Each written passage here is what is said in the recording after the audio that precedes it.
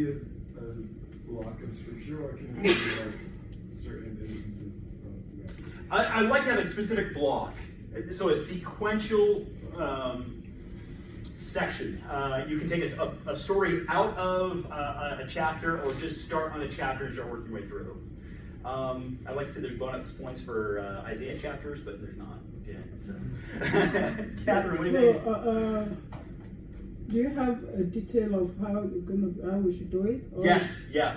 It's on there on the Learning Suite in a couple different places. Under content and under assignments, you'll see, and it'll have an outline of how it's supposed to be. So, any others? Questions? Going once, going twice? This is your last warning. If you have not taken the Book of Mormon study exam, the participation exam, it closes in just a few hours. So it was supposed to be done yesterday, but because of mercy and love and everything else, it's going to be open for a little bit longer. So those are the two announcements. All right, let's go to some review questions. One of these three may or may not be on the exam, most likely at least one of them. Here we go. Where did Nephi see his vision as recorded in 1 Nephi 11? This is an easy one. Come on, it should be easy. Where was he? Mountain. Yeah, okay. Throw an easy one. Because this one's a little more challenging. I thought I'd throw an easy one first. Because we didn't talk about this in class, and I felt really guilty about not talking about this in class. And so let's just see how well you do. There's some specific answers that 1 Nephi 11, or 1 Nephi 13 talks about this. What did a great and abominable church hope to accomplish in removing the plain and precious things out of the book? What was, according to Nephi's vision, what was the underlying goal? It would say to pervert the ways of God. Mm-hmm. There's one. There's at least three. They talked about. Okay, it would eventually become a stumbling block to blind the people and to harden their hearts. And so it's this idea of, if the directions aren't there, we're going to get you off course. If you can't see the goal, it's hard to accomplish it. And so there's some things that were removed. I think some things that were changed in the Bible, I think there were some, not every change was evil. I think there were some instances where there might have been some positive outcomes. What do you think? I feel like it's kind of bold that it says that it was founded by the devil when there's still like good people that belong. It's talking about like the Catholic Church. Right? Well, it's interesting. Let's back up for a minute. Back in the 1950s, a member of the Quorum of the 70 by the name of Bruce Conti put out a book called Mormon Doctrine. In there, he boldly made this statement. The book was quickly retracted, the first edition. In fact, if I found a first edition of Mormon Doctrine, I had a buddy that found one in DI one time. They're worth a few $100. Okay, he bought it for 50 cents. Great investment. First editions, it was retracted. David McKay sat down with Elder McConkie and had a little discussion with them and asked him to remove that. But the popular idea of the 50s and 60s, it was them. Catholics, they're great and powerful. But here's David McKay saying, no. Okay. Now, essentially, the Catholic Church has really, we have to thank them in a lot of respects for preserving texts and keeping them true. And so, when Joseph Smith refers to as these designing priests, I think is the phrase that he uses, it probably happened much, much before this, when a lot of manipulation of text took place. And in fact, many biblical scholars want to say that compiling of the scriptures happened about a few different times, roughly about 700 BC, maybe 720, with King Hezekiah, when the Assyrians attacked, that he started compiling things. Maybe King Josiah, which you talked about, which is just prior to Nephi.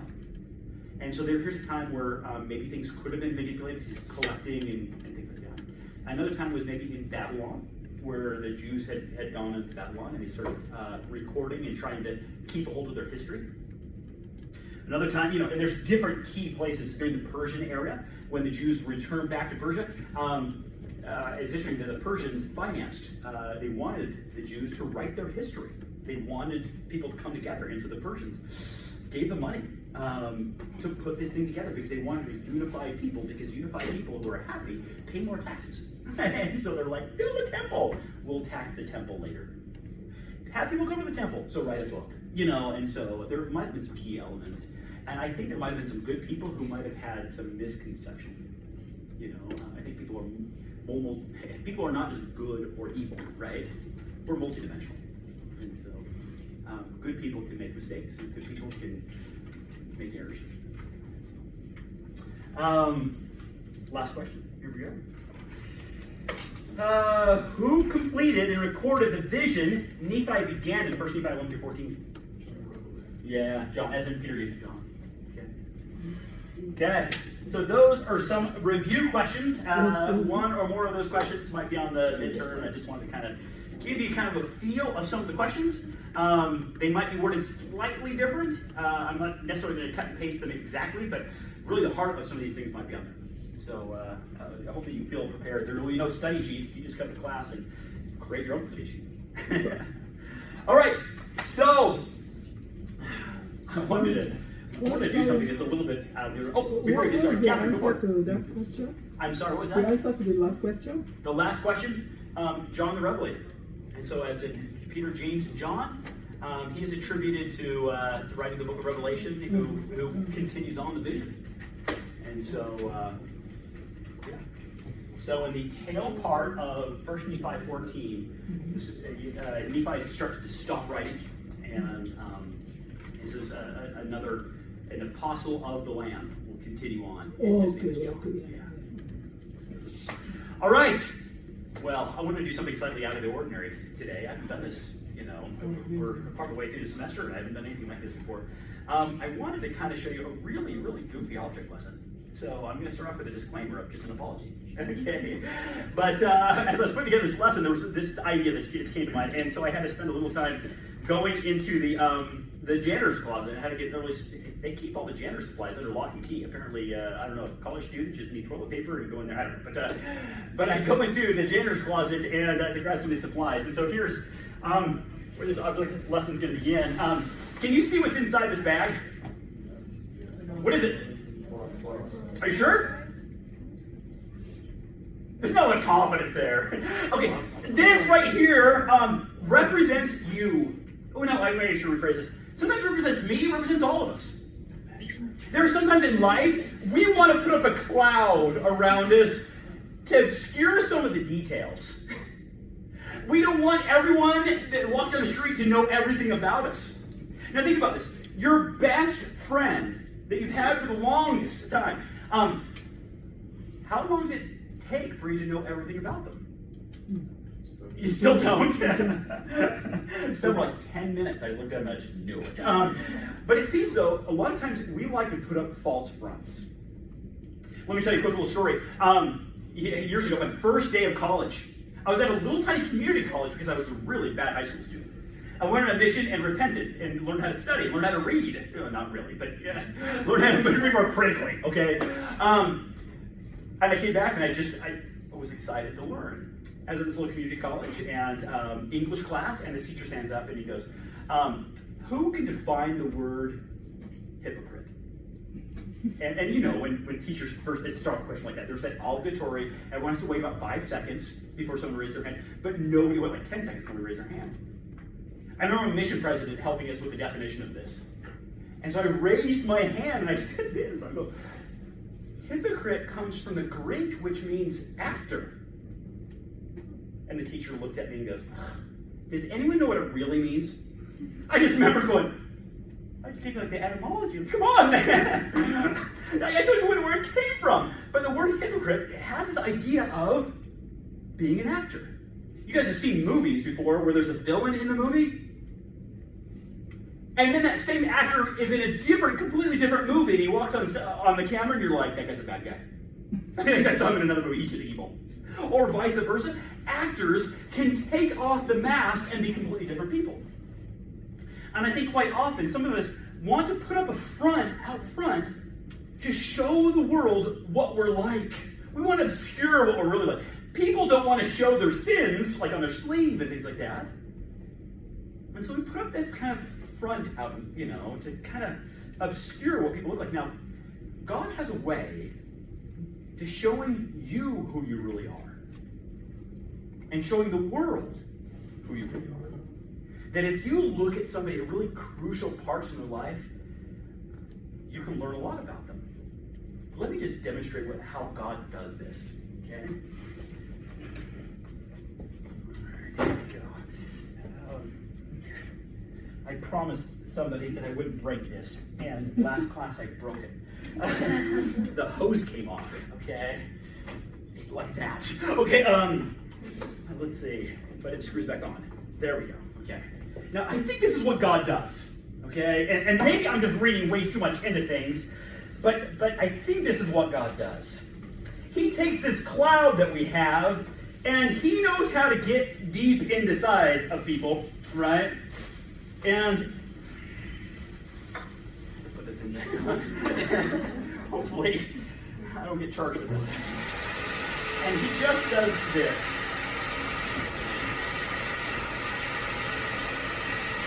I think sometimes in our life, he just kind of adds the pressure, right?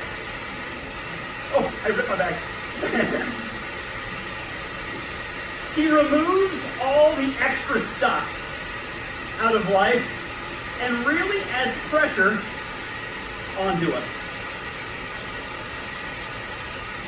Now you can clearly see what's in the bag, right? So yeah, you're right. I compared all you guys to Clorox wipes because that's all I could find in there. I was really hoping there's a lost and found I could find a doll or something that I was out of luck. Okay, here is the moral of the story. Okay, no, watch this. This is the worst dad joke ever. When life really sucks, okay, it shows the world who you really are. When the pressure really comes down on you, you get to see yourself in a new light. You can't throw up the front anymore when the pressure really comes on. In fact, I just want to keep this thing. As I look through chapter 16, 17, 18, I noticed something. That God continually adds pressure onto this little clan that's traveling. And as the pressure comes on, they're one type of person. When the pressure releases, it's easy to be good, right? But I think what it boils down to is, can you be good at all times? Now notice this. As we go through this, we're going to look at these travels. I really appreciate this. The devotion we had today, they talk about journeys, the journey of life. And maybe there's be some strong parallels between Lehi's journey and what he goes through, and maybe a few lessons that we can learn as we go through our own personal journey. Here's a group of people that are led by Lehi, who is really trying his best to be good and to get where God wants him to be. Now, I hope that's a goal for many of us. Now, take a look at this. Before we get into that, I have these two questions, and I just want you to read these two questions for a second. Keeping this object lesson in mind, I want you to think about this for at least 4 seconds. Okay? Just let this percolate for a minute. Here's question number 1. How does the outside, the image that you portray, or how does the inside, that who you really are, reflect on the outside, and vice versa? How does the outside, the image you portray, really honestly project what's on the inside? You can think about it for a second, at least 4.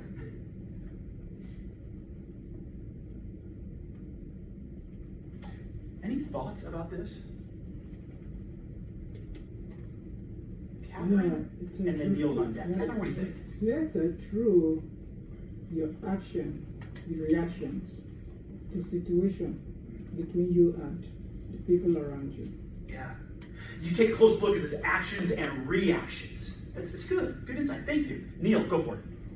So I feel like what you portray outside can affect your inside more. So like if you portray yourself as like more of a happier person, and when on the inside like you may be like down on yourself or down on certain things, that may make you happier. No. Let me push you a little further. It almost sounds like you're describing something. Fake it till you make it. Is that what you're promoting here? Partially. Partially? And with like my online class is kind of touching on something like Thanks, Neil. That was good. I know there's another hand. But Emily, your hand's up right now. Go for it.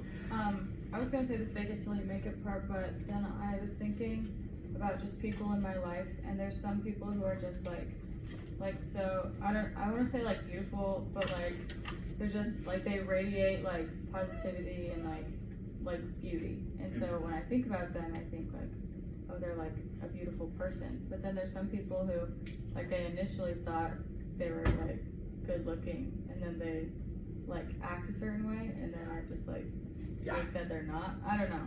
Yeah, Like, I remember years ago, I was watching a really obscure talk. I found an obscure video of David McKay speaking, president of the church back in the 50s and 60s. And he made this awesome comment. I remember pausing the video and trying to write it down. He made this comment. He says, "Living the gospel will make you better looking." And I paused it, and I'm like, oh, I was teaching high school seminary, bunch of 14-year-olds, like, this is what these guys need to hear, right? They're awkward and gangly, and they need to hear this. And then I wrote it down, and then I pressed play again, and it says, "It will make you better lovers." And I'm like, I can't use that quote. These 14-year-olds won't know that, they'll jump to the wrong conclusion of what the inspired intent of what David McKay was trying to say. Your capacity to love will increase. And that's what he was trying to get across. And I'm like, I don't know if I can use that with 14-year-olds. But it was this cool quote, and I think it goes right along with what you're saying. Eli, what do you think? I think just what I've learned is, in order to make the outside the same or as close as possible as what is on the inside, the more that you spend time feeling the Spirit or in prayer, just trying to spend as much time with God, who can see the outside and the inside, and knows the difference. Yeah. Like, you can't hide anything from Him. Yeah. So if you're used to not hiding things from God, then I think you can become more who you are if you're going down. That's a great insight. Like this kind of this honesty. On that note, I just want to maybe take a look at this, okay? This is what you do. Here is 1 Nephi chapter 16. If it's better on your scriptures, you'll be able to read it better. I want you to look at these 3 verses. I'll give you 15 seconds to kind of look this over, and I want you to think about these 2 questions. What is the pressure in these verses? God wants to reveal something about these individuals. What is the pressure, and what does the pressure reveal about the person? Okay? And so I'll give you a few seconds. Read over those 3 verses and tell me what you think the pressure is and what it reveals. On your mark, set, read.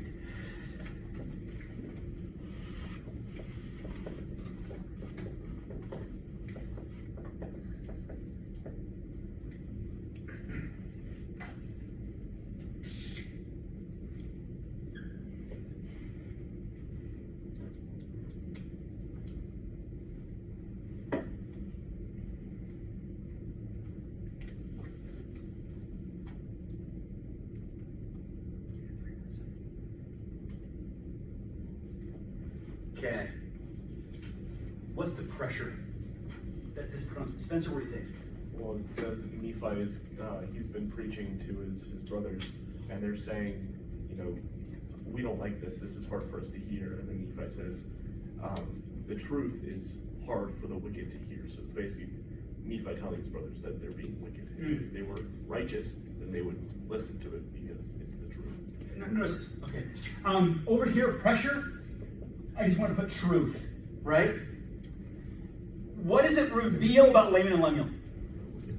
Wickedness. Celeste, what do you think? I was going to say, I feel like it reveals their pride more, because if they had turned that around to say, oh, maybe there is a change that I need to make here, then that would reveal more like humble side, willing to change, but instead they were just prideful.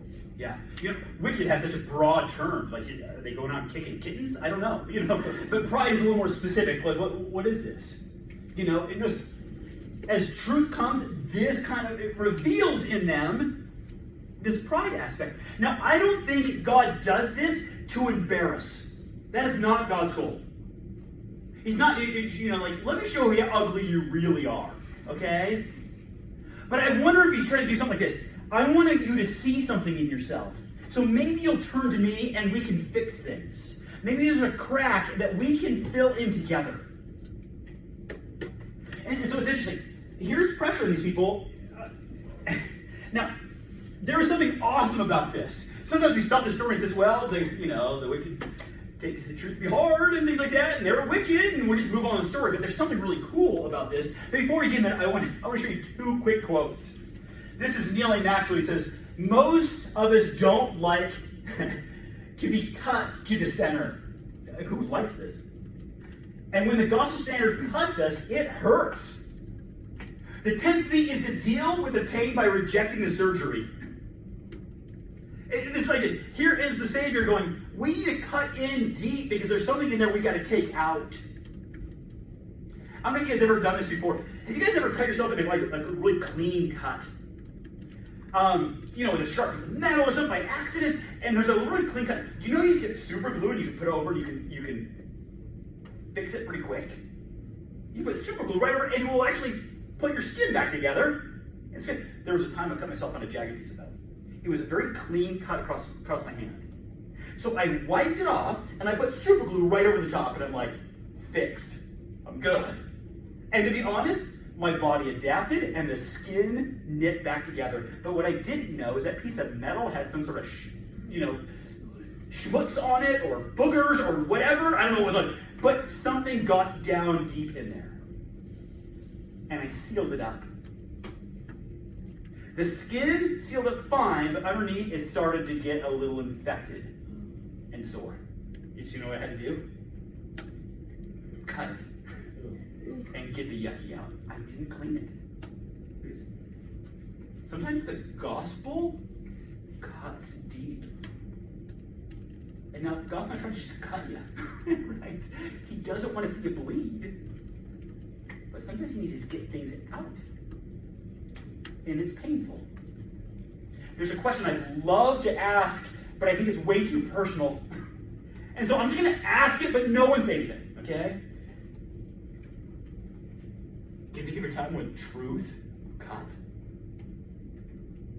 When truth hurt a little bit? It's interesting that the truth sometimes reveals something about you. Where does it hurt? I want to show you something else that Ezra Benson warns us about. Warning number 1, when the pressure comes, don't reject the surgery. Here's number 2, and it has a really weird phrase in it. Look at this, Ezra Benson. The prophets tell us what we need to know, not always what we want to know. The guilty take it the truth to be hard, for it cutteth them to the very center. Or to put it in another prophet's words, I don't know what prophet he's quoting, but this is a great little phrase. Hit pigeons flutter. Now, I just want to look at this for a second. That phrase, hit pigeons flutter. What does that mean? Apparently this is a prophet quoting a prophet. I don't know what the original prophet was, but what does it mean when hit pigeons flutter?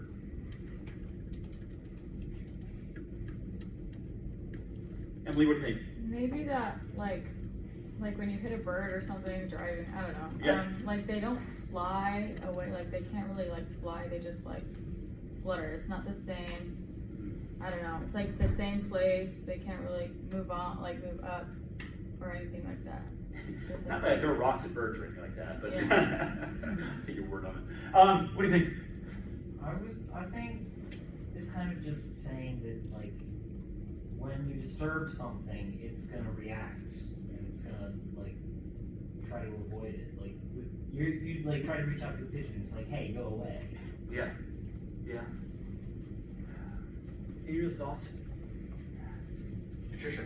Do birds sometimes flutter? Is that when they make themselves bigger? Oh, good thing. And aggressive? Yeah. I don't know if pigeons do. Maybe this idea, here's kind of from the context, maybe this idea of being defensive, right? It's funny because we could say this in a slightly different way. Sometimes drowning people pull down others, right? Years ago when I was teaching seminary, I just remember this, I'd get after a kid and I'd go, hey, put your cell phone away or something like that. And the response sometimes would be like, he has one too. It's not just me, I'm going to drive this guy down with me. And I wonder if this idea that when the pressure comes, can we take this pressure? Now, as we go through this, hopefully I've set up some context. Now, right after this, I want to show you this. Lehi, and this is this great Arnold Friedberg. We've talked about these pictures about Nephi. He can't keep his shirt on. But this idea that immediately afterwards, Lehi finds the Liahona. Now, there's something that we sometimes might overlook. The Liahona, and I'm sure if you guys have been to primary or something like that, we have lessons about how the Liahona works, right? If you had to give maybe this physical item that Lehi has, if you could say, I don't know, 20 words or less, how do you describe how the Liahona functions? It's a compass. Compass, good. It gives directions. How does it function though? How does it show? What do you think, Jack? By faith. Okay. Notice this. If things are in line with God on the inside, this outside object will guide. It is a physical instrument that works on spiritual things. In other words, I don't want to deflate this because I think this is just an amazing artifact that helps people grow, but a physical object that reflects how the inside is. Those who had the Liahona and those around them affected in such a way that if they're all spiritually lined, direction comes. If they're spiritually askew, it doesn't work. In fact, notice this. Here's another picture of the Liahona. By the way, this picture is starting to show up in a lot of temples, I've noticed recently. But notice, Nephi gives this rebuke-a-mony to his brothers, right? The truth really cuts people. And they're resisting the truth, but a few verses later, notice what his brothers do. And it says, and it came to pass that they did humble themselves before the Lord. So notice this, they got rid of the block. The pressure came on, it revealed something about them, and they changed. I think Laman and Lemuel changed quite often. Just when it's said and done, the last change wasn't a good one. They're a roller coaster, right? But there's times in the scriptures, look carefully, where Nephi says something sharp to them, and they go, okay, I'm going to be different. And they were different, and notice this, a few verses later, verse number 10, he finds the Liahona. Everyone's aligned, and God goes, okay, I'm going to give you this thing, okay?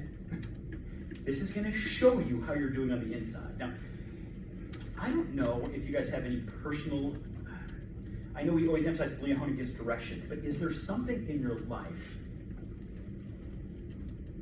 that tells you how you're doing spiritually? Is there anything that is akin to the Liahona in that way? Liahona did a lot of things, but is there anything that you have or that can help you understand how you're doing on a spiritual gradation? What do you think? Temple recommends, like, you go in and they ask you all these questions, say it's like time to reflect on yourself on how you're actually doing, and if you're worthy of that. And so you get this little Liahona, Temple recommend. You walk around and goes, at least for right now, Yeah. I'm hitting these standards. Anything else? One, and then Eli, you're number two. What do you To think? some extent, like a patriarchal blessing. How so? How does that tell you how you're doing spiritually? Well, because it can tell you like what you can expect if you live up to the standards. And they often will issue warnings, like what could happen if you don't. I love how patriarchal blessings don't give details. They're like, on Tuesday, wear blue socks.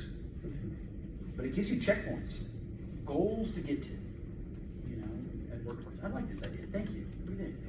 For me personally, I've found that my work ethic and my motivation is directly proportional with my testimony that I have. I'm talking more about this. Work ethic being a barometer. Yeah, like the more that I read my scriptures, the more dedicated I am to my schoolwork. I like this chain reaction you described, I do something, I get in line with God, and suddenly I'm motivated to do some other stuff. And so that's good. I feel less than motivated. That's a good cure.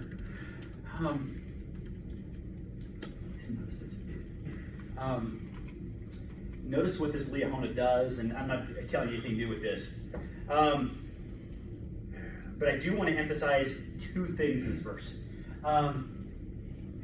They traveled in the south by southeast direction.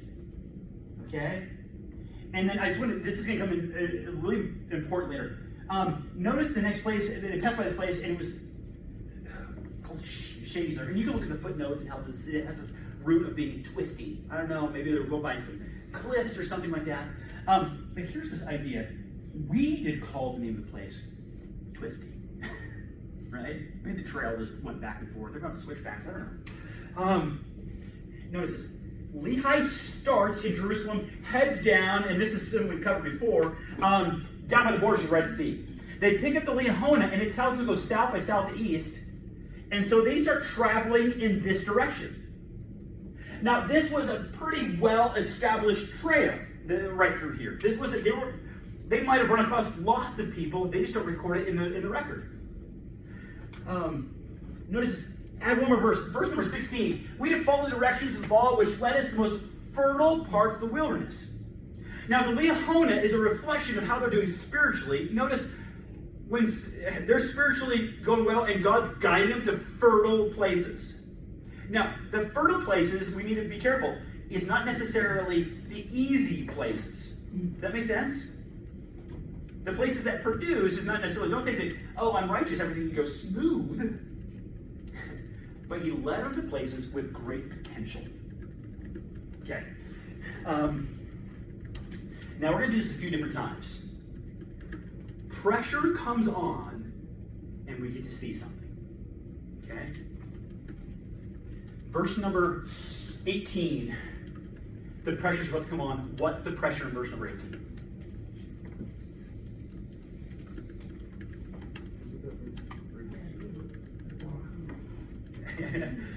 Yeah, the bow breaks.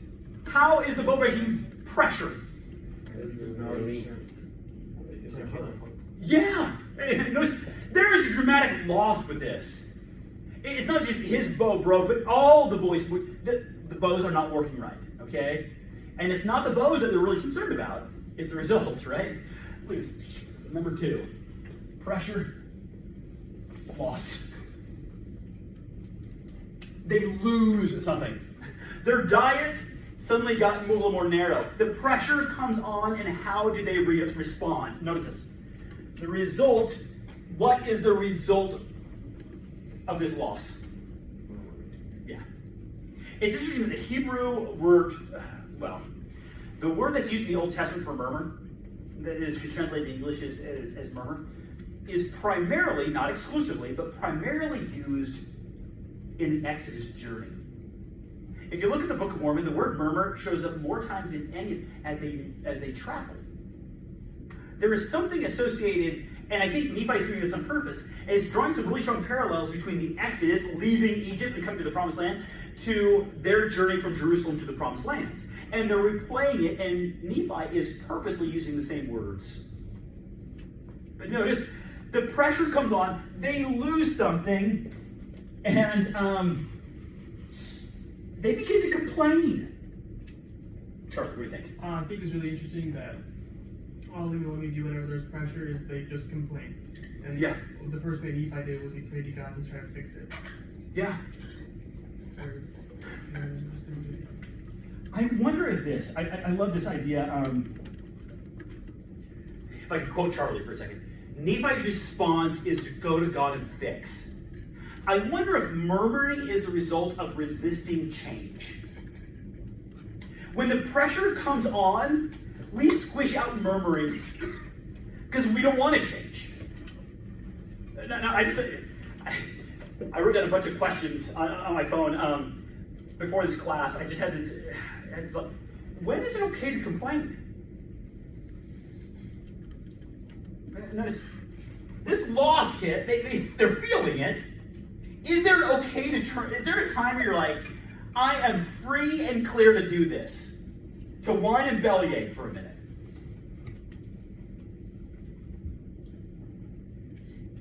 Yeah. Here's the thing. I read this quote from one of the apostles the other day that said, "Complaining is our biggest addiction." Yeah. Sometimes we feel really justified. You're like, you have no idea what kind of day I've had. I have every right to complain and to whine and bellyache for a minute. Okay, just give me a day, you know? What do you think? I think, ideally we should never complain, but especially if there's something we can do about it, we shouldn't be just complaining about it, we should be, trying to fix it. As opposed to, we need to go and fix. Here's an idea. when I was a kid, I really liked superhero movies, but back in the 80s, there was like 2. Okay, unlike today, where there's like every year there's like 14 of them. There was like Superman, and that was it. Okay, as a kid, I remember going to the Superman movie, and I just loved this one scene. There was a time where the old school Superman fell in love with Lois Lane, right? And he wanted to propose to her, so he flew to a coal mine, okay, and picked up a piece of coal, and squished it into a diamond. He squished it, and he shoots his eye lasers, and he's like, and there's this big huge diamond there, and I'm like, oh, Superman's the best. I wanted to do that. And then look at this, we have pressure like mounting on. God is not necessarily one to embarrass or to reveal flaws. He's not just like, hey, let's show the world how weak you are. That's not his purpose. But he wants to change you into something better. And I honestly think that this is us trying to get out of changing. Because complaining always deflects the pressure to somebody else. Notice this. Who is he deflecting the pressure to? Who are they murmuring against? Yeah, via dad, right? I'm going to complain against dad. It's his fault.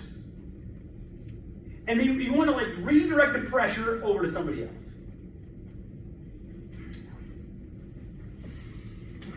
Let's try this again. This is really interesting. Here is something I just want to point out, a slight detail. Okay? They're at a location called Nahum, and the pressure comes on again. But notice there's a subtle difference. Remember before they says, we call the place Shaker, right? But notice the place which was called Nahum. The place already had a name before they got there, right? It's the only time in the, as during their journey that they realized this, that they write down that we stopped at a place that already had a name. People knew about this spot.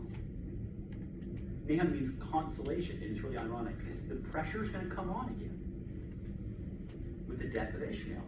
Now, the reaction at first is very normal and natural. Watch. It came to pass that the daughters of Ishmael did mourn. I don't know if this is murmuring. Ever since I read over this, I'm really trying not to murmur, okay? But have you guys ever been to a funeral in the church, like an LDS funeral? I think we do something a little bit weird. We don't cry. And if anyone does, people rush over really fast and go, don't you know the plan of salvation? They're happy right now. They're in the spirit world. They're with Jesus. And then we jump in really fast. I was speaking at a funeral one time, and this older gentleman passed away. He was in his 60s, but still, he had a few years ago cancer got him. Loved man in the stake. I stood up to speak and looked down, and everyone was smiling, except for one individual in the third row. It was his widow. And she couldn't hold it together. Faithful woman. But she was sad. She missed her husband. And sometimes we overlook something, and we covenant to mourn with those who mourn. And sometimes we interpret that as we're going to run in and go, plan of salvation, it's good, we're happy. When sometimes people just need to sit down and cry. And it's okay. I think there's a stark difference between murmuring and mourning. This is normal and natural. Good, helpful, and healthy to feel bad occasionally. But notice they take these emotions and they murmur against my father. If you didn't drag us out here, my dad would be back home in Jerusalem and be buried with his family. Now we're in the middle of nowhere. And they take those very real emotions and they twist them into a very dark place.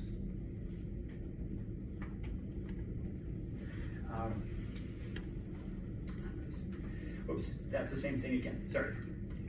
No, watch this. Let me pause this for just a little something kind of fun. About a week or two ago, I went down to the Manti pageant. Okay, they're shutting down pageants and stuff like that. Now, what's funny? I wanted to see the pageant, but I've never been before. But I always heard that they have a bunch of antis that come and protest there, and I was really excited to see it. And my wife's like, don't you go talk to them. We're going to feel the spirit, just ignore it. I'm like, no, I just want to go see. And so she's like, fine. And I promise I won't say a word. I'm passing through, and there's this one guy, he's this older gentleman with a Bible, and he is just ripping on this teenage kid. You could tell he was a member of the church and had fallen into the trap and started the argument. Poor little guy. I've been thinking in my mind, he just wants to defend truth, and he just went up and got snared into this. And this guy's like, there are 9,000 evidences that the Bible is true, and there are 0 evidences that the Book of Mormon, archaeological evidences that the Book of Mormon. And I promised my wife I wouldn't say anything, but I just said that. I just wanted to whisper to him, Nahum. Because there's a spot that they found archaeologically that's named Nahum. They traveled down and they stopped and they buried Ishmael at Nahum, which means consolation, all right? But there's evidence, and now here's what's kind of fun. As immediately afterwards, the Nahum tells them to turn. And this is at this location, they turn. This is, and they head to this place. And now on the coast, it's pretty dry and desert. Right through here, this is desert. The way you envision deserts was sand, right? But right over here, there's a green place that they will call Bountiful. Whoops, and if you didn't see it, there it is again. That's green. After they pass through the desert, they get to this place and it's lush and green, and they're like, this is the promised land. Don't you just want to hang out there? That's fun. But as soon as they get there, okay, we're trying to go fast with this. Keep fast, we again to take our journey in the wilderness, and we to travel nearly eastward from that time forth, and to travel and wade through much affliction, because they went through the desert, right? And had raw meat and things like that. I'm going to skip that one. When they get to the promised land, okay, I'm sure there's a few other things we could go, because they go through this roller coaster a few times. When they get to the land Bountiful, sorry, not the promised land. When they get to Bountiful, without reading the verses, you just look at the picture, what does God ask them to do? Yeah. And it's funny, as soon as he's commanded to build a boat, his brothers begin to murmur. Now, I just want you to, now, what pressure does God put on the people? Or, excuse me, put on this little tribe right here? Work. Yes. And it's not just work, because I don't think these guys are lazy. They've traveled for a long, long way. But it was something hard that they didn't feel like they could do. And reveals this murmuring again. God saying, I know you can do more. With my help, we're going to just make this amazing boat. And because they had never done this before, it's impossible. Look at this. There are certain things in life that when it comes at you, it might cause you to squirm or flutter, dodge or deflect. Look at this. Sometimes truth is hard. Let me tell you a personal story. It's such a trap. I had a bishop one time that just loved to mess with me. I was walking down the hall, and he was in his office. He goes, Tolly, come here for a minute. So I walked in his office, I sat down, and he goes, tell me about, it says, General Conference last week, tell me about your favorite talk. And I go, all right. And I had a favorite talk, and I told him all about it. And then he stops me, and I tell you, he fucking messed with me. He goes, but Tolly, that talk wasn't for you. I go, well, why not? I liked it. And he goes, no, you have to go back and reread those talks and answer this question. Which talk hurt the most? All right. Which talk is really going to cause me to change? Sometimes truth is hard. Sometimes loss is hard. Here's one that but death, the death of Ishmael, right? I've put that up there. And there's a difference between this type of loss and this type. I want to show you something that's really fun. Nephi begins to teach his brother, okay? And he uses the stories of Moses to do this. And one of the stories he points out is really fascinating. Watch this. He says, he did straighten them. Now, there's two types of straighten. One spelled with a GH, which means to take out the bends. This type has to do with narrowing. Notice this. And so Nephi goes, the Israelites, as they traveled, God put the pressure on them. He narrowed them in the wilderness with his rod, for they did harden their hearts. Notice this. He puts pressure and it shows what kind of hearts they have. And he goes on and he talks about this idea of the fiery flying serpents. Now I want to show you something in the story that I think Nephi was trying to bring out. Watch this. This is almost comical if you go back. Here's Israelites, okay, following Moses. Exodus says there were 600,000 men. Numbers says there were 603,000 men. Who cares? Okay? Now, I think the numbers in the Old Testament were exaggerated, but they're trying to teach you something with each of these numbers. Now, if these are only fighting men, if each of them were married and had a kid and had a living mom, that would increase the number to 2.4 million. Now, I think the numbers are trying to teach you something.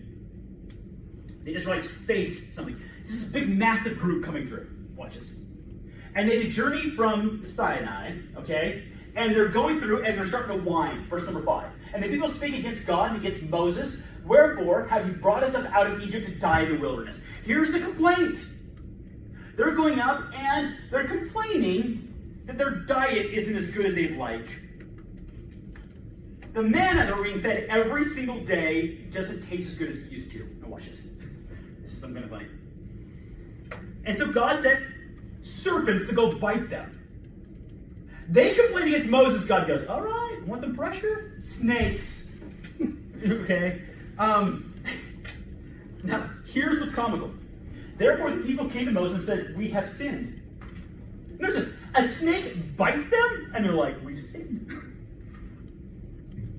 Help us. I don't know when the last time I had a flat tire, and my first thought was, I need to repent. But that's kind of the story that's going on.